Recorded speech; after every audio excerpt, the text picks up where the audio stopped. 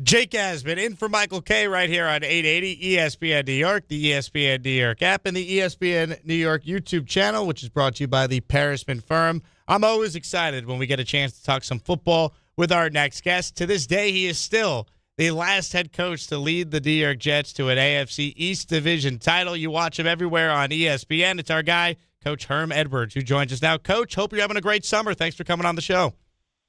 I am, and obviously August is about to roll around, and we get to watch football again. Not the football that just, the one where they kick it and you can't throw it, which was great. I think that soccer was unbelievable. I think if you're a soccer fan or not, just the excitement of it all, and just how America embraced it, and I think it was outstanding.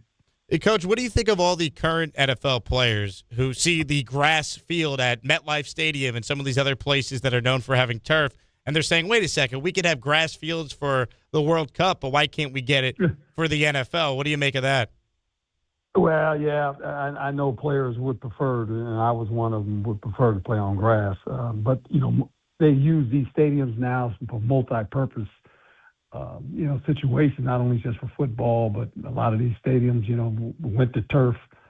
They can do other things, concerts, you can do whatever you want, because if they just use it for football, obviously now New York's a little bit different because it has two teams for the most part. But, it's still players prefer to play on grass. There ain't no doubt about it. But turf is much more easy to manage. And they can always get more players. That's one thing I learned about the National Football League. Well, speaking of players, one of your former players is about to enter his second year as the Jet head coach. That, of course, is Aaron Glenn. From your perspective, Coach Herm, what needs to feel noticeably different going forward with Aaron Glenn? What does he have to do after what was, of course, a very disappointing first year? Well, I think, obviously, he's got to change the culture, and he went out and got some leadership on defense with Davis and Fitzpatrick. And I thought they did pretty good in the draft. They filled some needs. The key will be, obviously, they bring back a quarterback that was drafted by the Jets, Geno Smith. Can he just bring some stability to the offense and just get it, just get it rolling? They have some really good offensive players, obviously, have a really great runner, very versatile. And I think Aaron, defensively now, he's going to call the defense. He's going to let Frank Reich call the offense. So I think they'll be much better. But the problem is it's a pretty competitive division. I mean, who would ever imagine New England would take the steps they have taken? Really kind of overcame Buffalo. With Buffalo's still there, they got that quarterback that is, to me, is the best player in the National Football League. Josh Allen. I love to watch him play. Miami has a new coach, so this division is one where they're chasing New England and they're chasing Buffalo. Now, you mentioned Aaron Glenn taking over the defense. Obviously, last year he was just the head coach. He delegated the responsibilities to both his coordinators. Take us inside what the dynamic now is like. Should Jet fans maybe be concerned about maybe too much being on Glenn's plate because he struggled with the in-game decisions, clock management, timeouts, all that, and now he's got to oversee the defense, Coach. So how does that dynamic work for Glenn in year two? Well, Aaron's a smart guy, and he's probably going to have a guy on his staff, a veteran coach, that when it comes to game time situations, whether he's calling the defense or not, he still has to be the head coach. He has to make those situations to alert him that, hey, coach, next series, we've talked about this in the meetings. You might want to think about this, right? So give him a heads up so he doesn't get too lost over on that side of the ball. That's the thing you got to guard against when you start, calling the defenses or the offenses. You stay connected to that one side of the ball, because as the head coach, you got to coach the whole team. You got to coach offense, defense, and special teams. Then you got to coach the coaches, and that's a lot on your plate. Now Aaron just feels that he's got to get the defense better. Obviously, they were 25th. They weren't very good against the run. They were 25th against the run. They gave up 31 points a game, so he's feeling like I got to get involved in it, rightly so, because it's his football team. Herm Edwards is our guest right here on the Michael K. Show, ESPN NFL analyst, of course, former head coach of the Jets, made the playoffs 3 times, including winning the division back in 2002. Coach, in your background, you were a DB coach, and obviously you played the position. Aaron Glenn was a cornerback when he played for you and played in the NFL. How can you explain the lack of a single interception last year by the Jet defense? It's like, how does something like that happen? I'm curious your thoughts on that. Somebody told me that when I was in studio one day. It was about week 10. And I said, what? I said, that's not true. And they said, Coach, it's true. I said, no. That can't. There's no way that can happen, right? And so, obviously, look, they come in bundles. And if they didn't have any last year, they're going to get a bunch of them this year. It's just going to fall away. That's a hard stat when you don't get any interceptions.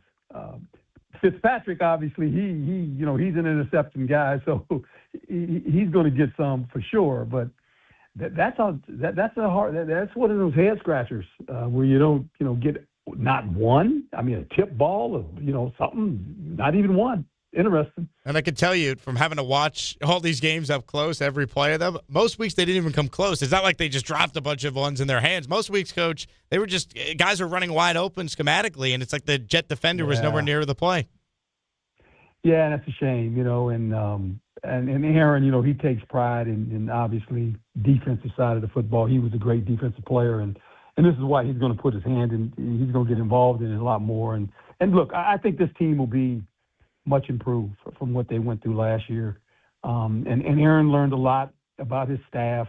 He learned a lot about the players, and I think when you go through a season like this, the players learn a lot about your head coach too, how he handles it and how he comes back the next year and what kind of coach is he, and this is where the players are looking for his leadership as well.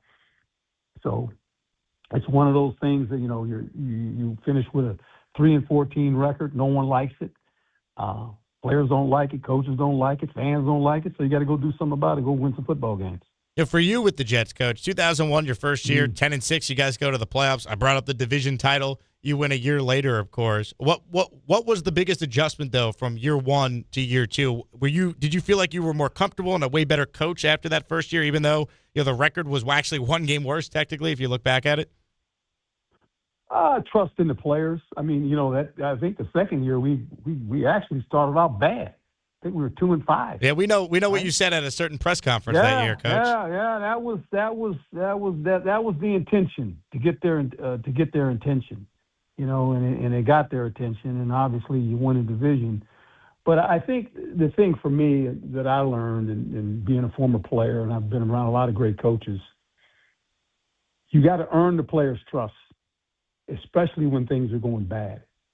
They want to know how you're going to coach now, and are you who you going to blame, and when you take the brunt of it, players respect that, and they want to see how you're going to function when you're not, winning. And obviously, the first year you win. When I was there in the second year, you're struggling a little bit. And look, there was a lot of conversation about, change the quarterback, they fire some coaches. I said, no, we're going to stick with the same guys we got, and we're going to find a way to turn it around. And obviously, we were able to do that.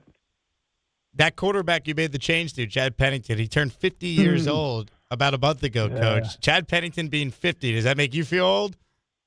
Oh, I'm 72, so yeah. I'm old. I'm old. There ain't no doubt about it. I tell you what, Chad Pennington, not only a really good quarterback, a great human being. I mean, there ain't no doubt about it. I mean, I love the guy, and he knows that. And the players really rallied around him. If he could have just stayed healthy, he reminds me a little bit of, and I hope this doesn't happen anymore to Joe Burrow. Joe Burrow's a guy who always seems to be nicked up, and that's not good because Cincinnati's got a good football team if he can stay healthy. But, Chad kind of went through that his whole career. He just couldn't stay healthy for long periods of time. Herm Edwards, our guest here on the Michael K. Show. Jake Asman in for Michael until 3, talking all things NFL with Coach Herm. How about the other team in town? They have a new head coach, a guy who had a ton of success over 18 years in Baltimore, and John Harbaugh. What does success look like in year one for the Giants with Harbaugh? Well, look, the Giants, when you think about 4-13, I mean, that's not who they are. I mean, there's 2 New York teams with not very good records, and that's no fun for any of those fans. The one thing Harbaugh is going to do, obviously, offensively, they're going to run the ball now. They're going to be a physical football team. And he's going to explain to Dart that, you know what, you don't need to be Superman. You don't need to run into people and do all that stuff. You got to protect yourself. You got to play the whole game. You can't miss games because you don't want to protect yourself. And, he kind of went through that with, obviously, Lamar Jackson. So I think this, this Giant team defensively, boy, they had a good front. And now they've added some people to the back end. And, they got a chance to be pretty good. They got the big receiver out of Notre Dame. I mean, they got some guys. And so I think they'll be competitive. I think the NFC division is a division that'll be very interesting. The Cowboys had the number one offense in the league. If they can fix their defense, they can be pretty good. That Cowboy bunch. Eagles will be consistent. That's who the Eagles are. The Eagles are very good football team. I think the Eagle fans get mad at the quarterback a lot. I don't know why. Eagle fans. And then Washington will be better. My former player, obviously, the quarterback in Washington. Jaden Daniels. They're going to be better. So this division is going to be fun to watch. The Jake Asman Show is brought to you by PrizePicks. Check out PrizePicks right now. If you're a sports fan, they have something for everyone, especially if you're one of my listeners and you're gearing up for the upcoming Jets season. For player picks on PrizePicks, you just pick a player you like and you go more or less on a few of their stats. Check out some of the numbers they have for some of your favorite Jet players: Geno Smith, Breece Hall, Garrett Wilson, Omar Cooper Jr., Kenyon Sadiq, and many more. PrizePicks should be your go-to. And check out their new offer right now. Play your first $5 and get $150 in lineups if you win. All you need to do is sign up and use that code HMA. That's PrizePicks code HMA. Download the app now or click the link in the description to download the PrizePicks app today. You mentioned Dart, Coach. He certainly showed a lot of promise as a rookie, and Giant fans, they finally have some hope again that they might have the guy. But what's the biggest challenge for a young quarterback when defensive coordinators have an entire offseason to start studying them? And what are some of the things that Dart's going to have to deal with now in his second year? Well, the one thing they're going to do to him, and they're going to, and Coach Harbaugh is probably going to appreciate it a little bit more too, is that they're going to force him to stay in the pocket. Defenses aren't going to allow him to create with his legs and make him beat them from the pocket. And that's sometimes a good thing for a quarterback that, when he sits there and says, I can run, I can make a play running. That'll be good for him because that's going to protect him. That's going to protect the franchise too. So I just think that, what he went through, he's a tough-minded guy. He's got a good football coach, Coach Harbaugh, that's been around the league a long time. And I think last year was one of those years where he learned a lot. But it'll be different now for him this year. They'll bring pressure, to try to hurry him up because that's what you try to do to young guys. You try to hurry up their rhythm. You don't want him to sit there with a four-man rush all the time so he can see it. You got to bring 5 and 6 guys at him. They'll do that. And with that being said, I think Coach Harbaugh is going to convince him that, you know what, you don't have to try to run out of the pocket when you see that. Just go make the throw because we got one-on-one coverage back, and if you make the right throw, it could be for a big play. Well said. Coach, you're the best. Great to catch up. Enjoy the rest of your summer. I'm sure we'll be talking to you in the fall when we get some real football being played again. My pleasure, my man. Thanks for having me on. Herm Edwards, ESPN NFL analyst, of course, the head coach of the New York Jets the last time they won the division. And since Herm referenced it, we know what press conference he's talking about. Hello? You play to win the game. Good stuff there from Coach Herm. I asked Ray off there, I go, did Herm Edwards answer the phone? And when you picked up, did he go, hello? Like he did in the infamous clip? But I don't know if I got a clear answer from Ray, right? Is it true that Herm picked up the phone and he said, hello?